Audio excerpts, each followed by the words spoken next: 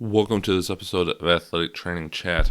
This is a very unique episode, one we were really excited to do, and personally, right up there is one of my favorites. Just such a unique setting, and the potential to help serve the people that serve us was really fascinating to do this episode.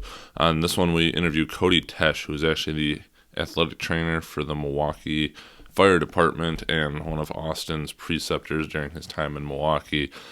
Doing some, hopefully in the near future, work with the fire department that we have locally. This was great insight and just really intriguing, and like selling yourself and trying to figure out how to prove your worth.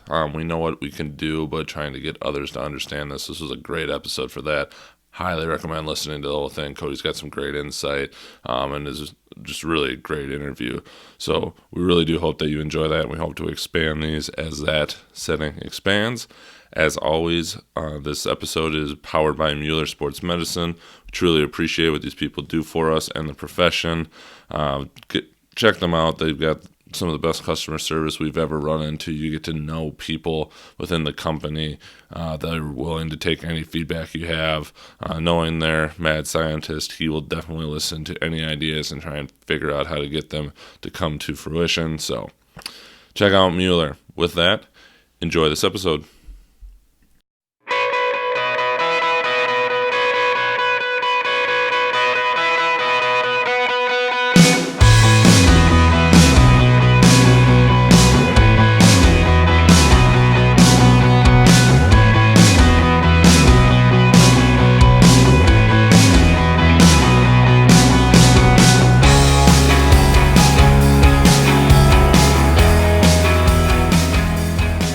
We'll get rolling.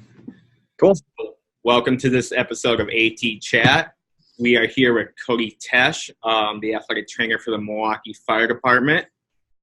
Cody was actually my last preceptor before my current rotation, and had a lot of good times. It was a interesting setting, but I think overall it's a really cool experience, especially in kind of a new setting, that public safety sector.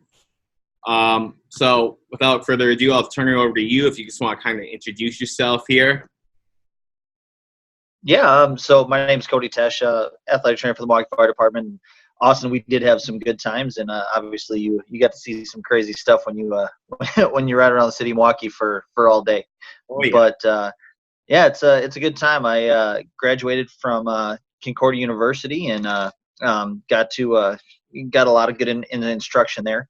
Been with Milwaukee Fire since 2016 was actually my first job out of college, and I'm grateful for it, completely lucky for it, to be completely honest with you, and enjoying what I do. I like to take care of the people that take care of us for a living, and it's a good time. It's awesome. And I've seen you've also been busy lately, kind of making the circuit with some presentations, making it over to the Minnesota Athletic Trainers Association as well.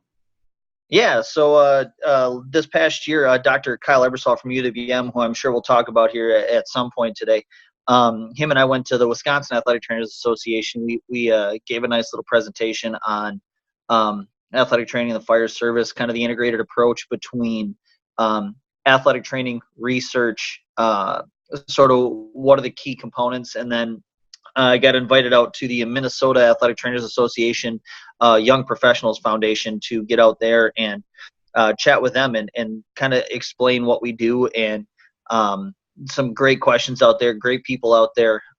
Had a blast with them, and they do it right. They rent out a brewery, and they literally sit in the commons area, and we presented. There was a lady from the circus. She worked for TRIA. And then a gentleman that worked for he was a first assistant surgery, and then another guy that was an athletic trainer for an industrial setting. And we had a lot of fun talking to everybody and trying on gear, and they did a really nice job out there. I had a lot of fun and hopefully got to give some good information. Sounds like a good place for a meeting. That's not bad, that's for sure. All right, so we'll dive into some of the questions we have for you. So with that public safety setting, police, fire, military being kind of an emerging setting, especially for you being your first job, what are some of the big challenges that you face daily compared to what might be more traditional, I guess, compared to like college, high school, the usual, air quotes, usual? Right? Yeah, our job's never usual, no matter where you're at. I mean, there's some of the same challenges. I mean, no matter where you're at, you still get the difficult injuries. You get the people that you got to convince you know what you're doing. But I guess in this setting, a couple of things that are really different are you have more people to convince. You have a vast swath of people that have never dealt with an athletic trainer. I mean, I still go, the amount of times I go to a house or the amount of times I go to anywhere else in the city and they go, why is there an athletic trainer for the fire department? They're not athletes. And you got to kind of break down, well, you just got to redefine the terms, right? I mean, I like to say it, and I said this throughout our in-service this year, firefighters are athletes. Firefighters have a different metric for athletics. The ball is the kid they're trying to find in the house that's burning. The defense is the fire that's trying to kill them, and then the scoreboard is whether or not that kid lived, right? I mean, you just got to redefine it. It might not be a touchdown, might not be a three-pointer, but it's definitely an athletic event. And so a couple of challenges you face. I mean, you gotta truly convince 250 years of tradition that's been unimpeded by progress. You got to try and convince them that what you're doing is truly there for them, and you're trying to really make them better. You're trying to give them information about themselves that is going to make their life better, and whether that's for a 30-year career or for a 30-year retirement. You have to deal with a lot of city government. That's unbelievably painful. City government, I like to say, city government moves at half the speed of smell. They just do, and it's ridiculous. The amount of times where you could say, well, this is the answer. This is how you fix it, and then 3 or 4 years later, we're talking about, okay, so what was that you said like 3 or 4 years ago that we could probably do now to try and fix it? So that's one thing that you wind up getting into. And then the other thing is just it's new, it's different. So when you start talking to workman's comp, for instance, I mean, lumping workman's comp into a setting that's never had somebody like us, that's never had an athletic trainer, you lump that in there, and all of a sudden they say, well, wait a second. Who is this trainer person that evaluated an ankle and told them what the injury was before they ever saw a doctor? That's not okay. And then you have to walk down that road of, here's the State Practice Act. Here's what we can do. Here's what my doctor allows me to do. Here's what's going on, and truly show that what we have is something that we can offer everybody, no matter if you put on helmet and shoulder pads or if you put on a helmet and an SCBA and carry a hose for a living. That's it's a different ball game. So those challenges, there's no shortage of challenges, because you fight them every day. You fight the guys that have been on the job for 30 years and think for some reason you're there to get them off the job. You're there to tell the administration that, oh, they've got a shoulder issue and that's going to get them fired. You got to fight that, and you also got to fight the administrative side of things where they don't fully understand what we do. They don't fully understand what we're capable of doing, and they don't fully understand why what we do is so important to keep people not only on the job but give them a life outside of the job. And that's a big thing for our guys. Yeah. Oh, you have something to add there? Yeah, just what have you found things that have been more effective? Because like advocacy for the profession is its own thing, but I think it's a really good crossover to take ideas from, like, we've had success with some things here trying to advocate for what we do and what we can provide, and I'm sure there's some similarities but multiple differences. But have you found anything that's been more successful, convincing the patient that you're not there to hold them out and ruin their lives, and B, just to continue to prove your worth, for lack of a better description? So yeah, absolutely. And there's two things in there, and depending on who you're talking to, there's two different things that create that approval or create that that buy-in, so to speak. And this is I promise this is going to be the punniest thing I say all day. Word in the fire service literally spreads like wildfire, and it does. You can have the grumpiest captain that's 28 years on, is a week away from retirement, and has a shoulder issue, And if you create pain reduction and function back for them, all of a sudden they can be on the far southwest side of the city, and the northeast side of the city knows about it before you can drive back there. And it's crazy how that happens. They go on a call with a different med that's coming from the other side of the city that all of a sudden goes up here, and they say, hey, I had the shoulder issue, and they came over and they cranked around. And they brought this magical machine, which I'm sure we'll talk about at some point. But they brought this magical machine and they cranked around on my shoulder, and all of a sudden I did some like these exercises things, and I feel great. And you're like, okay, well, all right, tell your friends. And you don't even have to tell them to tell their friends, because that all of a sudden has made the other side of the city before you can get there. So that's one way. Having a success story, being confident in what you're doing. Firefighters are a different breed. Firefighters don't like two things in life, and they're very two simple, very, very simple things. They don't like the way things are, and they don't like change. And so you got to try and stick your nose in there and figure out where can you go between those two places that are going to get that firefighter's attention, get that paramedic's attention to say, here's what I can do for you. Yeah, you stepped on a charged hose line in the middle of a burning building that you couldn't see the hose line, your ankle hurts. It doesn't mean you're less of a firefighter. It doesn't mean you're weak. It doesn't mean you're doing anything else. But here's how we can make that ankle feel better, and here's how we can do some rehabilitation to keep you on the job without taking you away. And the second you make that happen for somebody, that goes absolutely crazy. And then the other area is definitely on the administrative side. I mean, we always talk about prove our worth, and as athletic trainers, right, money's never on the forefront of our mind. Like I never go into a situation going, what can I charge somebody for? Because we don't bill, right? In the fire service, I don't bill anybody. I never go in looking at how can I make or save money in this situation. But when you go back after the fact and you have to deal with the chief staff, the fire and police commission, the city government, the aldermen, the mayor, all that sort of situation, they say, well, so why are you worth it? What have you done that makes me want to pay you again? Mm-hmm. And you can tell them by their own admission, by their own numbers, it costs $5,000 to send a firefighter to the ER. And that's because of the ambulance ride, take that ambulance out of service. You have imaging, more than likely. You have an ER doc that is going to see the main case. You might see an orthopedic doctor. You might have an orthopedic read that x-ray that you never see that you get charged for. You got hospital stay time. You got all this kind of stuff that nobody really realizes goes into that. Well, in our setting, we've stopped at this point right around 200 people from going to the ER for injuries that they would have in the past. And that is everything from I have a stub toe that makes it difficult for me to walk up to I fell through a floor and I dislocated my shoulder. I mean, we have that vast swath of injuries there. And every time we stop somebody, that's money savings. And so on the members side, it is getting success stories. It is making sure that they understand that I am here for you, showing that you know what they do, showing that you've gone through their training, showing that you're there for them. You're truly one of them. And on the administrative side, it's this is what we're worth. This is what we're saving you. This is what we're able to do for you. And this is how much happier members are. And this is the amount of members that stay on the job because they don't have to worry about that when they can just come see an athletic trainer, any time of the day or night. I like it. Yeah.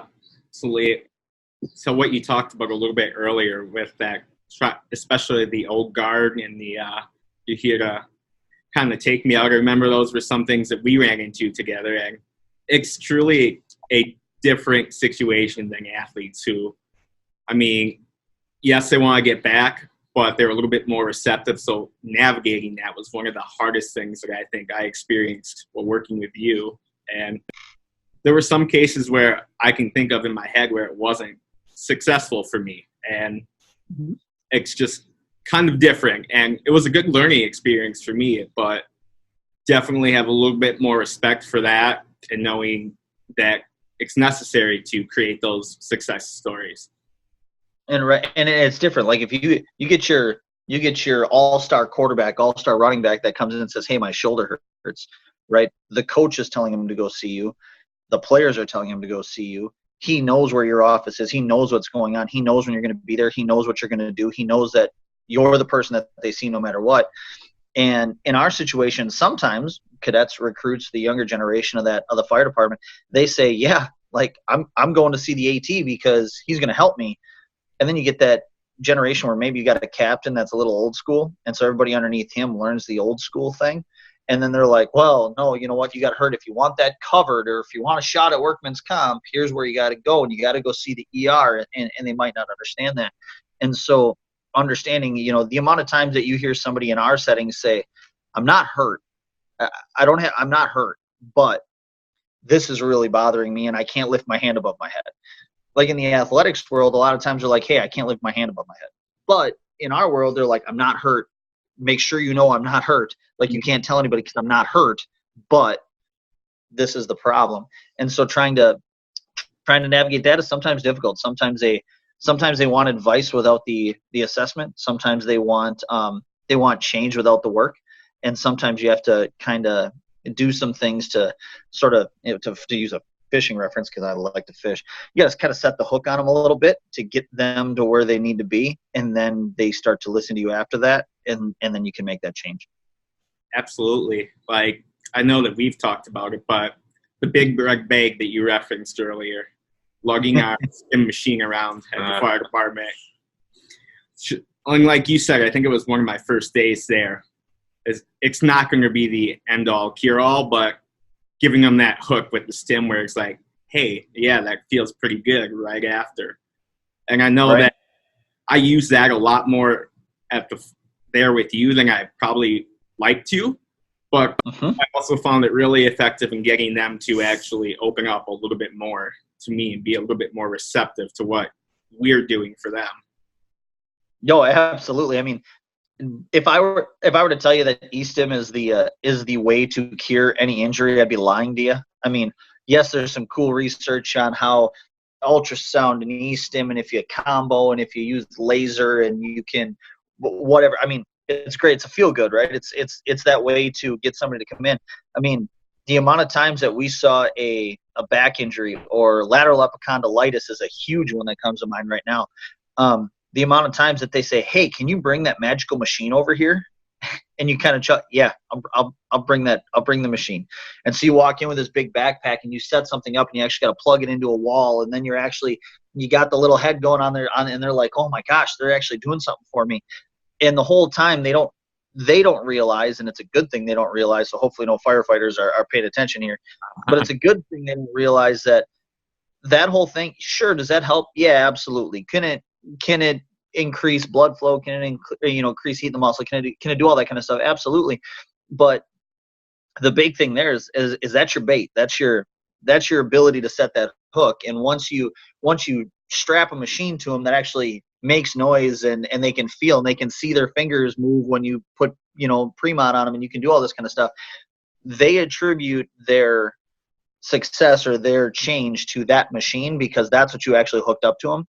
And in their mind, it had nothing to do with the manual therapy you did afterwards, the proper stretching you did afterwards, the amount of rehab that you did afterwards, the amount of time you spend 45 minutes with them talking about eccentrics and rotation when they have a lateral epicondylitis issue because they do everything in one particular motion every day. They remember that big machine that made that beep when it was done and tightened up their forearm, and they said, oh my gosh, this is really cool. Where else on my body could I put this to make some cool, fun changes? I mean, if you don't know the brain of a firefighter, I call them 40-year-old man children because they are just that. They've got the maturity level of a ninth grader, but they do a job that's more important than most. And so, you bring that machine, you bring that cool shiny object, you keep them focused on that shiny object, and then you can do the other stuff that you need to do to make sure that they get taken care of. And that's one thing that I told you right away. I was like, I like E-stim. I don't think that's the cure. I don't think that's the fix. I like it because it helps us get to where we need to be, and it helps us get to that point where they trust us, believe in us, and then they do the other things that we tell them to do, and then it works for them. Absolutely. You have to surprise them with a little portable version sometime just to really blow their mind. The amount of guys that bought a TENS unit after we came over and did like Premod therapy on and they're like, oh my gosh, Amazon has this exact same thing for $26. And you're like, yes. Yes, sure. And then they did that before I came here. Can we just do the? Yeah, sure, we can do the stretches and the exercises, but You did a TENS unit, right? Yeah, I use the TENS unit. All right, great. I'm glad you listened. Yeah, absolutely.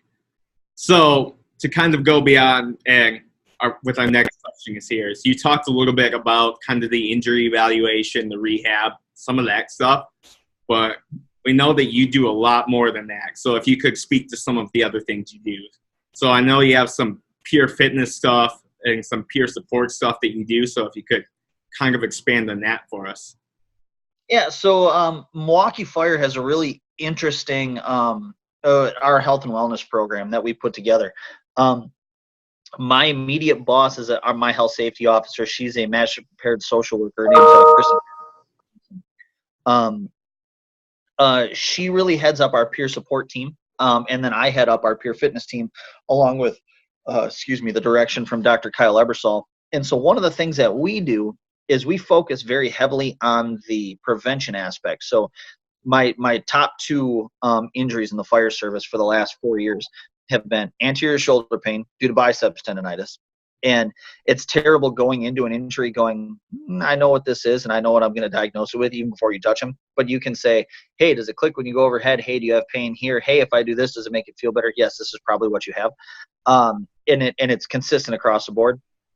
So we take our peer fitness team, and our peer fitness team are all firefighters that are trained by Dr. Ebersol, myself, and a couple other individuals around our community, high-level personal trainers, very high-level PTs, and that sort of thing.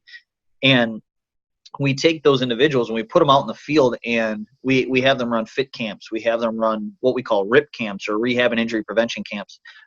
We have them do one-on-ones where we take firefighters. Again, if it's the only reason that I wear this every single day I can is because it says Milwaukee Fire on my chest. And if it doesn't say Milwaukee Fire on my chest, they don't want me to be around. Like, they don't know who I am. They don't want to. So firefighters relate to firefighters. So if we can teach firefighters how to do specific prevention stuff, we do that, and that really gets us buy-in there. So we do our peer fitness team. We do combines for our cadets and recruits where we pick out their movement, limitations. We pick out their strengths. We pick out what their heart rates are doing. We kind of show and make sure that we have created the right path for them to be successful. And then we take that to the field, and we run an annual in-service where we give them a movement screen, a jump max test, a hand grip test. We do a treadmill and or submax step test to give them an estimated VO2.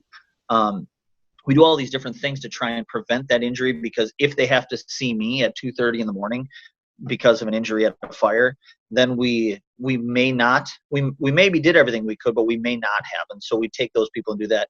Our peer support team is awesome. It's pretty much second to none. We've got two master trainers in the International Association of Firefighters, or IAFF, master trainers across the country that do peer support training, which is traumatic incident response. It is taking calls. I mean, in the fire service, you see everything from the absolute funny, and I'm sure, Austin, you can remember some of the calls we talked about where you get somebody with their hand stuck down a toilet. Well, what are you doing?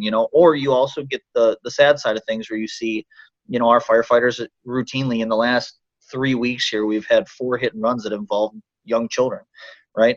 2 of which did not make it.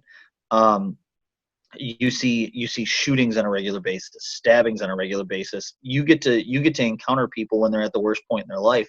And so, I mean, for somebody that's expecting his first child here, if I see a real young kid that has that, that worst time in their life, can't breathe, choking, is in our city, we've had multiple kids that have been, shot sitting on mom or dad's lap in their house doing nothing wrong, but they were in the crossfire of something that happened. So all of our firefighters, I mean, healthcare is so holistic, and it's not just, hey, your knee hurts, and it's not just, hey, your brain hurts, but sometimes you can have those issues that kind of combine.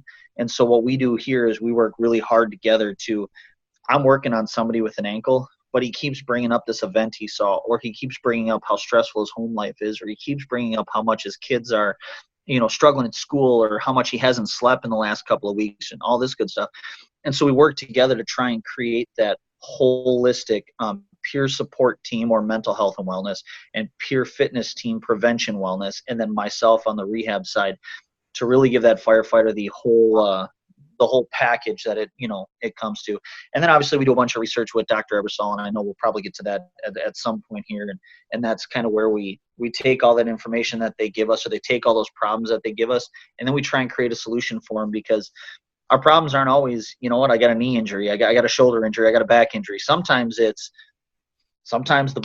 roof caved in and fell on me and I can't change it. But sometimes it's, we had there's 3 things that kill firefighters, right? There's heart attacks, cancer, and suicide. And so we work really hard to try and mitigate those so we don't run into those problems while we're here. Yeah, absolutely. Do you have anything to add to that?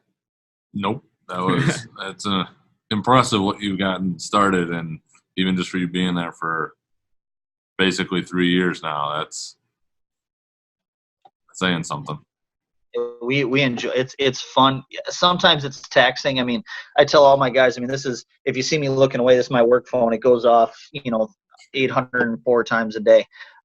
But if it goes off at 2:30 in the morning because there's a structure fire, and then the next call that comes in at 2:45 is an injury, I can't tell my firefighters you can only get injured between 8 and 4 o'clock, right? That doesn't make any sense, because they're there for 24 hours.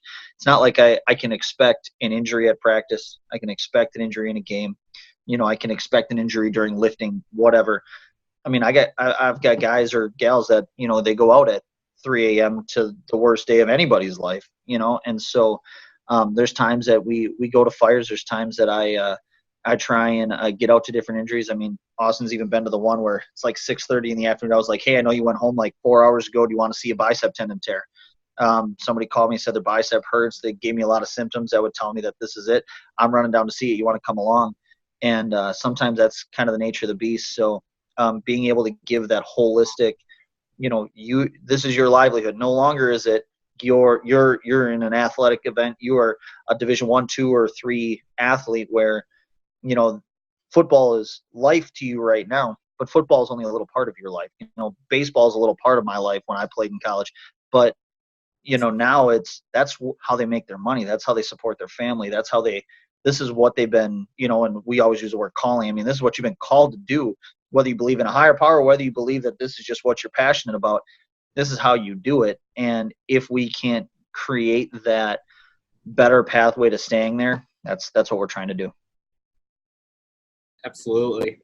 So you referenced it a couple times already, but I kind of want to ask you about the research relationship that you at the fire department have established with UWM and Dr. Kyle Ebersol in particular, and kind of what that entails and some of the benefits that you've seen and where you're going with it in the future. So Dr. Kyle Ebersol is a scary individual, because he is quite possibly the smartest person I've ever met in my life. It's interesting to watch him sit in a meeting, and you'll see him kind of look up, and then you'll see him write down like 6 words on a page, and then he comes up with this monologue of, this is what I understood and how we can go about it. And everybody's looking at him going, why didn't I think of that? Yeah, that's exactly what's supposed to happen. So it's pretty impressive. And he's been a big help for me. Trying to get through these first 3-4 years, kind of making something that's never been there before. But the research, and this is all credit to Doc Ebersol. One of his main focuses is heart rate recovery and variability. And if you look last year, there were 93 line of duty deaths in firefighters across the country. 75% of those, right around 75% of those, were cardiac related. And if you look at all those deaths, in that 75%, 84% of that 75%, so the vast majority of all of those deaths, have the word after in the title. And that, and in Doc Ebersol's mind, he's come up with, I truly feel we're missing something in the research. And you look at a lot of the research around the country, and obviously it's a new place to research. Just like when they started doing research in the military, like, what do you research? Like, they go to fight and they go to war and they go to keep us safe. How do you research that, right? It's a tough concept to get your head around. And so he kind of came up with, everybody else is researching fire's hot, your job's hard, and your job is dangerous. Well, thank you. That's, kind of like telling water it's wet. Yeah, we get it. But he's come up with the understanding that it's not necessarily that you have a 60 beat a minute resting heart rate, because I could have a 60 beat a minute resting heart rate. Mine could be unhealthy and yours could be healthy, depending on how that heart rate works and what the R value, or what the distance between the R waves are, and the heart rate variability aspect of it. But one thing that we do is we focus on the whole shift. We focus on the next shift. We focused on how do you come out of the shift that you were just at, whether you took 2 fires or whether you took no runs, and what does it look like when you go home? If you're not at that 60 beats a minute when you go home, what does that? How does that change your day? How does that change your family time? How does it change your life outside of this work? We focused on what are some of the changes we can make to how you go about your day, to understand that, yeah, you know what, we just took a fire and I'm on my second bottle of 18 minutes worth of air, and I went through this building, and 1, we put the fire out, 2, we were trying to tear the structure down to make sure there's no more fire, and now my heart rate won't come back below 100 beats a minute. How do we handle that? We've watched a firefighter sleep in a chair at 105 beats a minute. I mean, put that into kind of snoring, sleeping in a chair at 105 beats a minute. That's terrifying. You get somebody that's 40 years old and you use the 220 minus your age method to figure out what your maximum heart rate should be. 105 beats a minute, it's a little over 50% of that 180 beats, right? And so we went beyond just what is your heart rate, and we went to how can we measure what you do as a grand scale, what your autonomic nervous system has to do, what your heart rate pumps out. How do we train you for that, and how do we recover you from that? And I think it's been really well received. Right now we're doing a study that is sponsored by DuPont, which is one of the largest textile companies in the world, Milliken and Lion Apparel, and they've understood that Dr. Ebersol's data is just so much more advanced than most other people anywhere. That how can we create a uniform? How can we create a turnout gear? How can we create a rehab protocol? How can we create a set of structures that are going to help our firefighters recover their bodies, so that they live in a weird space? And Dr. Ebersol is notorious for saying prepare, perform, recover, right? So most athletes, and obviously you guys are covering football right now, they get to prepare for that athletic event. They get to go do that athletic event, and then they get to come to you for recovery. Right? They go to sleep, they go do whatever. Our guys, they go back to the station after their athletic event, wash hose, hang hose, put their second set of gear out, sharpen tools, make sure their rig is stocked, make sure nothing's broken, make sure their ladders are still in good shape, make sure they have all the EMS equipment, make sure they have all that kind of stuff that they need. So they don't truly get to recover. They get to do a workout to make sure that they're ready for their next call that they're going to take in the next 30 minutes, because we live in the city of Milwaukee. That's what we do. So that research has just been has been unbelievable in how we treat our patients, how we train our cadets and recruits, knowing that we can put you through a circuit. I dare anybody to go in, and when we first started this, we saw 40-year-old males working at 190 to 205 beats a minute for 18 minutes straight. I dare anybody to go get on a treadmill and try and get your heart rate to 205 for 18 minutes. It's just not going to happen. But how do we now train our people that are getting into that situation? So so many avenues have been opened up. Actually, the research that Dr. Ebersol has worked with us got us the Wisconsin State Fire Chiefs Association Health and Safety Award for last year, and truly is starting to change how people look at firefighters and how they look at how do we prevent or how do we help mitigate some of these cardiac issues that we have. How do we train people? How do we help give them the best chance at having a successful career? Absolutely. And just to kind of throw a little part in there about Doc Ebersol, is he is also a certified and licensed athletic trainer, is on top of the PhD. So he still stays involved with that aspect. Also, and I'm gonna throw a shameless plug in there that he's a licensed athletic trainer. That's a doctor that's teaching the PTs of the future. So just those people that come out, remember that you had an athletic trainer teaching you PT. So there you go. Yeah. Any questions, Ed? I don't think so.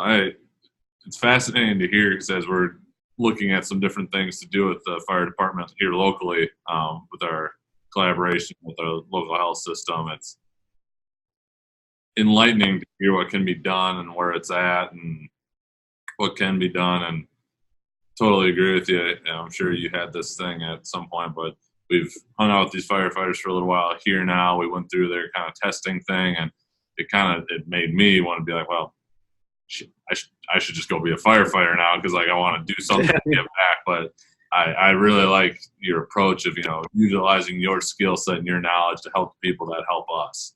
I think that's awesome and probably makes getting to work a lot easier at those times, seeing that bigger picture. Oh, and I mean, they say, this cliche. They say if you love what you do, you don't work a day in your life. But I mean, we do work. We do, absolutely. I mean, sometimes it's taxing. For instance, we had an off-duty firefighter the other day get shot in the city of Milwaukee because somebody stole his car. That's something that I'll probably be working with here soon. That I'm hoping to give my limited expertise on how to rehab gunshot wounds to somebody that's got to get back to doing what they do, and that person's going to go back to protecting that same person potentially that stole their car, because nobody's caught this person yet.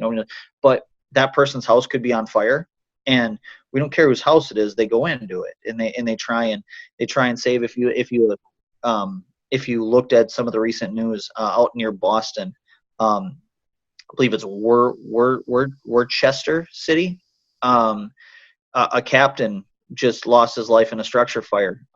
Saved the rest of his crew, got his probationer and his secondary firefighter back, and they were in the process of trying to save a baby out of a third story room, and the fire overtook his way out. He had no other way out, and the room went up, and he didn't make it. I mean, these guys, they don't care. These guys and women, all across the board, they don't care what that outcome is. And I think that's something that we understand as athletic trainers is, we're not here to make the $1 million. We're not here to go and live in a high rise somewhere because we can afford it. We're here to help the people that are doing what they love for a living. And it's people like that where he's going to come back and he's going to go to his firehouse and he's going to go take another fire. He's going to go take another paramedic run. He's going to go take whatever he needs to take. And when that opportunity comes and I can help that, or I can help make sure that he has the ability to do that, I'm going to. And I think that's one thing that athletic training can bring to the fire service versus anybody else is that, I mean, how experienced are we at somebody went down on the football field, we're going to go evaluate what the injury is, right? That's something different than anybody else does. So now I can go and I can do the same thing. I just do it instead of on a football field. I just do it out front of somebody's house that's on fire, right? It's kind of cool. Or do it at the station that they've designated to me. So we as athletic trainers can really make a huge difference in the population, and I think they're really receptive to it once you make that connection and once you've shown them what you can do for them. Absolutely. We touched on it a little bit. I mean, you've talked a lot about what the Milwaukee Fire Department does in the term of healthcare, and especially with the athletic training side. Milwaukee is one of the few cities in the country that employs a full-time athletic trainer. So I guess what sets Milwaukee Fire Department apart from some of the other cities? I know that places like San Antonio has one, LA's trying to get one, but in your opinion, what sets Milwaukee apart from the rest of those?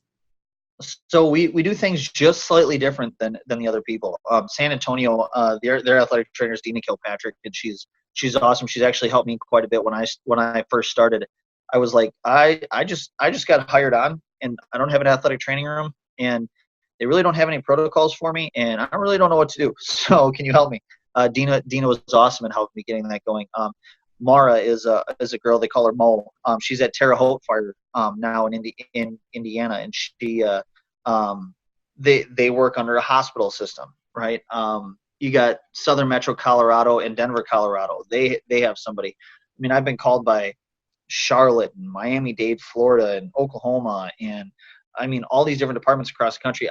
Phoenix has one where they're actually kind of led by a couple of PTs and athletic trainers. But I think the major difference that we have is we're not vastly reactionary, and we are reactionary a little bit and almost to a fault where there's a change that needs to happen and we need to find a solution for it, which is good, but it also doesn't create that lead from the front. And Dr. Ebersol talks about this. He doesn't like lead from the front. He likes lead from the back. He likes to lead from the front. one thing that we do just a little bit differently is everybody else does some research. Everybody else picks up some of the trends, obviously injury trends and all that we work with. But one of the things that I think we do differently is I don't know if every other fire department has somebody that's going to come out to you at 2:30 in the morning if you get hurt at a fire, right? They know that if they call or text my phone at 2:30 in the morning, I will be there. I will figure it out, and we'll find a way to do it. Whether that means my wife has to elbow me in the ribs until I hear it, or my dog goes crazy and jumps on me saying, "Hey, something's making noise." Like that's one thing that I pride myself on, and sure might be a little exhausting at times, but they understand that they work 24 hours a day. I know I'm not technically working 24 hours a day, but I have to be ready for that for 24 hours a day. Making sure that the one thing that we do differently is making sure that we have that proactive approach where everywhere else the people that are, Dr. Ebersol, myself, whoever else would say, "Hey, this is a problem. Can we figure this out? Can we do some research on it?" And that's something that Doc prides himself especially on not doing, because if you bring that problem to the fire service and we say, "Hey, you've got this going on," they're going, "Whoa, we don't have anything going on. Get away from me." Versus, "Hey, we've got a lot of shoulder injuries. Like, what can we do to stop it?" And that firefighter brings that to us. Then we can put forth that program to help them out. We have a lot of back injuries. Or let's help that program out. I want to see what the PFT program can do for me. How can the PFT program change my life without making drastic changes where I have to change everything about my life? And so they bring that problem to us, and then we find ways to solve it. I mean, one of the big things is everybody's asking, why don't we have a sauna in the firehouse? And then we bring them the information that says saunas aren't necessarily the best way to get rid of carcinogens. You never know if you're actually sweating that carcinogen out, or if you are just blasting the fat cell and sending it to your liver and kidneys faster to kill yourself faster with cancer. Like, we don't have those answers. So we don't take that step and saying, here's a sauna, I hope it works. We actually do that due diligence to make sure that every single thing we give our firefighters is in their best interest to the best of our knowledge. And obviously we're human, so we're not always perfect, but what can we give you to give you the best shot at life and do it well? Completely agree with you there. Any questions you want to add? No. All right. If it works for you, we'll start with our AT chat questions that we ask everyone here. Sure. So kind of invert the order a little bit. Where do you see athletic training going in the next 5 to 10 years? Kind of setting the example there. So I'm hoping, fingers crossed, toes crossed, eyes crossed probably.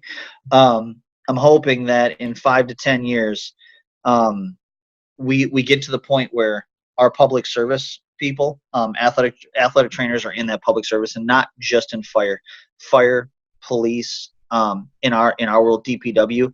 I mean, they have an athletic job too, just because it's not one that's glorified, right? Because they don't have the fire at the end of the day. DPW still goes around and picks up everything that gets put on the side of the road. They still have to put up light poles. They still have to make sure that our roads look decent. They still have to fill potholes. They still have to pick up garbage. They still do all those things that are athletic in nature, and they don't have that person to help take care of them.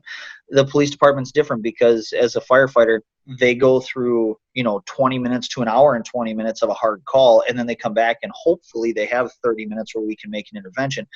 Our police officers, they're in a cruiser for 8 to 10 hours a week, depending on what your job is. So it might look different, but I'm hoping that in the next 5 to 10 years, we have a structure that allows athletic training to not only be in a majority of public service entities, fire, police, Department of Public Works, military, SWAT teams, tactical intervention teams, all that kind of stuff. I'm hoping that in the next 5 to 10 years, we see better training levels for those individuals. I mean, if you look at the volunteer numbers in our state, like, we've got a handful. We got 10, 12, 15 fire departments that are professional fire departments or full-time fire departments that get paid all the time. And then the vast majority of everybody else in Wisconsin are all volunteers. What can we give to them as well? Because their job, I mean, we pride ourselves on every house fire we get to within about 1 minute and 30 seconds. That's crazy. That's why we can go into so many houses.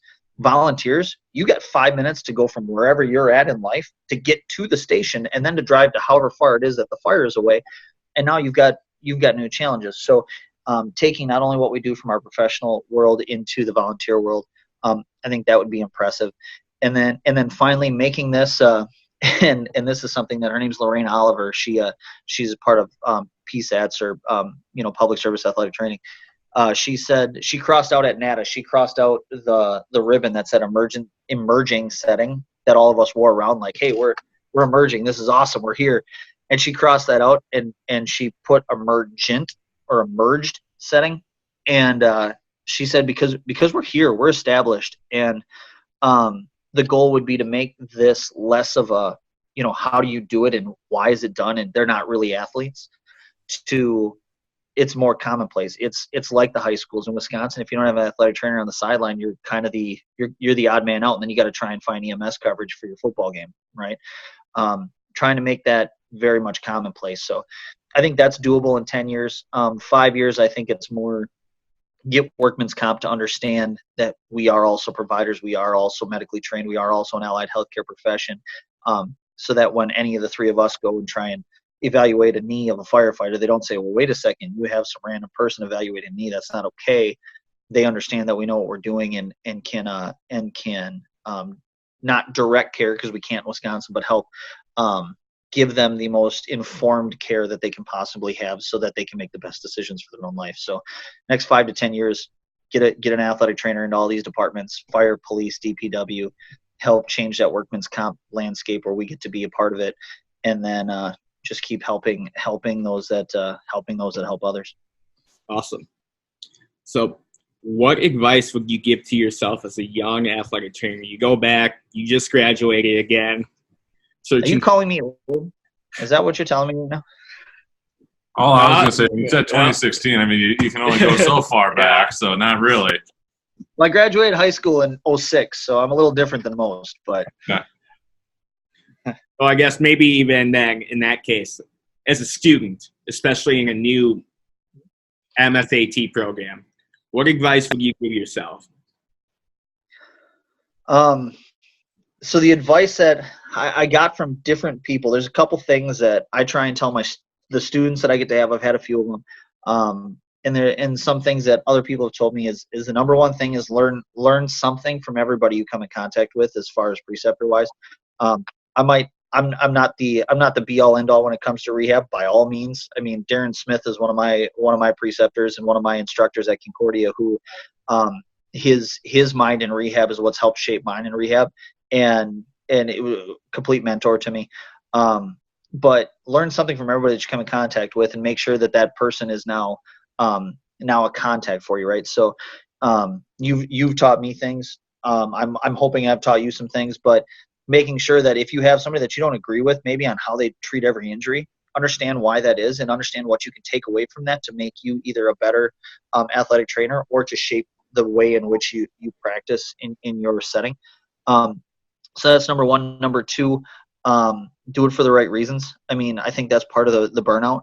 If you're simply there to be in charge, if you're simply there to make the $1 million, I think you're probably doing it for the wrong reason. And make sure that it's not just because you like sports, because we all like sports, but I got a TV that I can watch football on whenever I want. Make sure that it's truly because you care about that person that's there. Have sort of an altruistic view on life, and making sure that you're not doing the rehab to get the credit for the rehab. You're doing the rehab because the rehab is the right thing to do for that person. So making sure that you understand that going into it, because I mean, let's face it, we're all athletic trainers. We're not Bill Gates, right? I'm not living in Bill Gates' neighborhood, but I enjoy my job and I love what I do, and I don't know if I can change that at this point. And then the final thing is be patient, and I'm kind of running into that right now. When you work with city government, you don't like I said right away, government moves at half the speed of smell. I mean, nothing happens quickly, and so understanding that you might have the most amazing plan, or the most the best product out there, but it might take 7 years to get there. So have that end goal in mind, and know how you want to do it. Critically think about what you're doing, not only in the rehab, not only in the treatment, not only in the evaluation, but critically think about how you want to move along your career and understanding of what you're doing, because eventually you're not 25 and single and enjoying your job and then going out afterwards. Eventually you're 31 with a wife that's due in February and have a dog and a house. And not only do you love your job and you have a direction for that job, but you have to be able to make that work within your life. So make sure you understand that. And so, don't overdo yourself, but push yourself to the limit and make sure that you are comfortable being uncomfortable and work towards your goals.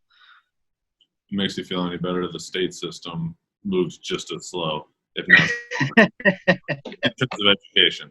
But that's about right. All right. So what has been the most influential resource you've found so far in your career, whether that be a book, course, person? Is there anything that really stands out to you so far? Yeah. So for me, and this will make me sound terrible, but I'm a pretty transparent guy, so I don't care. I'm not a big go out and read the book kind of guy, because most of the time, most of the books you read are going to have a lot of truth to it, but it's also not always going to be practical for you. It's kind of like politics, right? I'm not going to talk politics, but you listen to one source and they give you a whole bunch of facts, and then you listen to the other source and they give you a whole bunch of facts. Where those facts overlay, that's where the truth is, and then everything else is opinion. And so if you read every book in the world, you're going to get a good nugget of truth. You're going to get a good basis for what you have, but then you have to go do the work anyway, right? So most of the major influential things in my very short career, and especially through my schooling, is the people that I got to learn from, the people that I surrounded myself with. My big influencers are, again, Concordia, the entire staff of Concordia, Angie, Jenny, Kate, Pat, especially Darren Smith, Kemery, all these people that I learned from while I was there. Because they could have written everything that they taught me in class. They could have written that in a book and I would have never understood it. But listening to them, getting to interact with them is huge. The guy that actually got me into athletic training, he took care of, I had a pretty severe C-spine injury, which is why I'm here in athletic training. I had a pretty severe C-spine injury in high school. He rehabbed me from that. He rehabbed me from my spiral fracture, my tibia, when I was in 8th grade. He's the guy that truly got me. His name's Rick Hank. He's a Hall of Famer in the state of Wisconsin. He's been influential in me because he's been able to to see that I'm gung-ho about trying to get everything done, but he's been able to pull me back and say, hey, listen, so you gotta pick out these points and understand where you're going with them. Yeah, like Darren, like I said, UWM, Dr. Ebersol has been unbelievably huge. I can't count the amount of times that I've called and said, Doc, I'm stuck. I have no idea what to do. Like, I'm pretty good at understanding where a conversation or understanding where an injury is going, and I am stuck and have no idea. What can you help me with? And just having him walk me through his thought process and why he would do what he would do has truly helped me. And then, all the people in the fire service, the chiefs, the more experienced personnel that have been there, that they do it and they show me what it's like to be in that world. So, my big thing are the people that I've learned. April Daniels, for instance, April Holly Gerstner, all these people that I've learned from in the past. April was somebody that I did like 3.5 years of independent study and athletic training. I was the athletic training assistant when I was at Cardinal Stritch University. They didn't have a Katie approved program, but I learned everything I could possibly learn from her, sucked it up like a sponge, and she helped me through my first couple of really major incidents, a cardiac incident at Cardinal Stritch, and all these different things that I've learned. So the people that you surround yourself with are really the people that can influence what you do for a living and how you live your life. And I think that's pretty much where I'm at. Awesome. I think that's been a common theme of people we've talked to. Yep. Rightfully so. Yes. If you could change or eliminate one thing, whether it be modality, common practice, mindset, etc., in athletic training, what would it be? Two. One, just because you did it before and it worked doesn't mean it's always going to work again. So keep critically thinking and understand what you're doing. The amount of times we saw bicep tendonitis, right? And it wasn't always the same thing that cured it. And it's not always because the treatment doesn't work. It's because sometimes it's not right for the person, right? So don't get stagnant in your ways. Don't get stuck in something that, that you're used to doing. And so that mindset that I'm an Easton guy. I'm a traditional guy. I'm a MOPE guy. I'm a whatever guy. I'm an SFMA guy. Taking all those, throw all that out the window and take each case as you see it. So I would throw out that sort of stuck in the mud kind of deal. And the other thing, if you named me, if I ruled the world for 7 minutes, which would be terrifying, by the way, but if I ruled the world for 7 minutes, the insurance and sort of the insurance portion, or the I don't even know how to say it politically correctly. The fact that we don't always get to decide what is best for everybody, because for instance, let's say we know what they should be doing. We know what rehab they should be at. We know they should be with a PT for this amount of time, us for this amount of time. They should see this doctor. But an insurance company gets to tell them no. If I got to rule the world, I would change that. I know it's never going to change, and I understand why it's there, but I would love to be able to say that, yes, you have this issue, and this is how we can fix it. Let's do it. Versus, you have this issue. Let's make sure we call this person, and then talk to this insurance person, and then make sure that the money's there, and then make sure that you have the ability to do it. Those would be the two things that I would change. Don't get stuck in your ways, and the insurance piece, because man, that gives you a headache after a full week of it. All right, final one for you, the big one. What does being an athletic trainer mean to you? Obviously, yeah, big one. I said it in my interview with the fire department with Chief Schwengel and Chief Gerard Washington, who is now retired. Being an athletic trainer isn't just about the injury. It isn't just about rehab. I mean, I'm in no way the same level of qualification for the mental health and wellness, and for the I'm not a clinical social worker like my boss is, but being an athletic trainer is in a couple where you're the one that always wants to be relied upon. You're the one that always wants to be the person that's there. Being an athletic trainer is, you put yourself into a position where you might have a couple hundred people on your team. You might have 10 people on your team. In my case, I have 750, sworn on my team, plus 100 that are coming out, right? But being an athletic trainer means that you are the one that people can rely on when they're at their worst. I kind of like to tell people every once in a while, personally, because it kind of feels fun, but when you call 911, a firefighter shows up, or a paramedic shows up. In our world, that's the same thing. When you call 911, a firefighter shows up. And when a firefighter calls 911, I show up. And that's there's something empowering about that. There's something understanding that somebody can. I'm not a part of the peer support team. I'm not a mental health professional, but having somebody call me and say, you know what, I just responded to a child that got into their mom or dad's methadone, and it's killing me. What do I do? And then while you're talking to them, just having that conversation, they maybe bring out something like, you know what, this has been killing me. This has been aching. And then while you're taking care of that injury, you're finding the right care for them. So being an athletic trainer is about giving back. Being an athletic trainer, like the guy that got me into Rick Hankey, if he hadn't taken care of my neck injury and rehab, I wrestled 3 weeks after my C-spine injury. I was in the hospital overnight, having, all sorts of issues, and couldn't feel my feet when I was on the mat. And if he hadn't been the one that called the house at 10:30 the next morning when I got released from Wausau, if he wouldn't have been the one that was there on the side of the mat rehabbing me, teaching me to not be afraid to go back to doing what I was just doing where I got hurt. It's about giving back. It's about making sure that you have the ability, you have the drive, you have the mental capacity, you have the love for everybody else to make sure that you're the one that they can rely on, and make sure that you do that with the most integrity and the best the best work that you can give them. So being an athletic trainer is vastly more than I love sports. I like firefighting. I like what the guys do. It's more about making sure that you are the one that people can rely on to take care of a situation when there's a situation that needs to be taken care of. Awesome. I don't think we have any more questions for you, but is there anything else that you want to share before we let you go? I mean, I appreciate what you guys do. I love seeing the different people that get athletic training out there. Obviously, we got to kind of fend for ourselves sometimes, right? We got to promote what we do. We got to prove our worth. We got to show that you see us running, you see somebody run out on the field to take care of Aaron Rodgers. That's not an orthopedic surgeon. That's an athletic trainer. That's somebody that's there to make sure that their that well-being is taken care of. So, I appreciate it. Make sure, in the personal thing, make sure that you, when you see the firefighter, when you see the paramedic, understand that they might be kind of a pain to talk to in a situation, but you got to remember that, my busiest house averages around 20 runs a day. My busiest engine and med, they took 11,500 runs last year out of their house.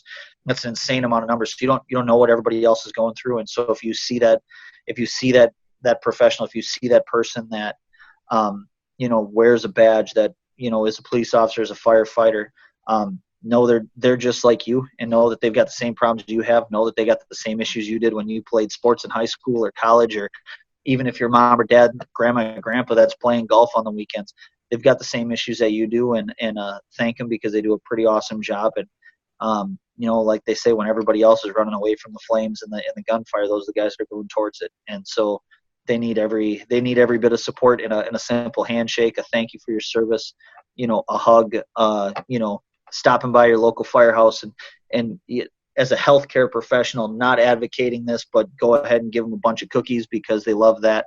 And just making sure that they see that the people that they are serving for a living truly appreciate what they do. And I appreciate what they do. I'm glad I get to work with them. I'm lucky I get to work with them, and hopefully everybody else can kind of show that. Awesome. Couple good points there. Last thing, people want to connect with you, want to reach out to you. Where is it best that they reach out? Email? Sure. Yeah. Send me an email, cstesch@milwaukee.gov. By all means, go ahead.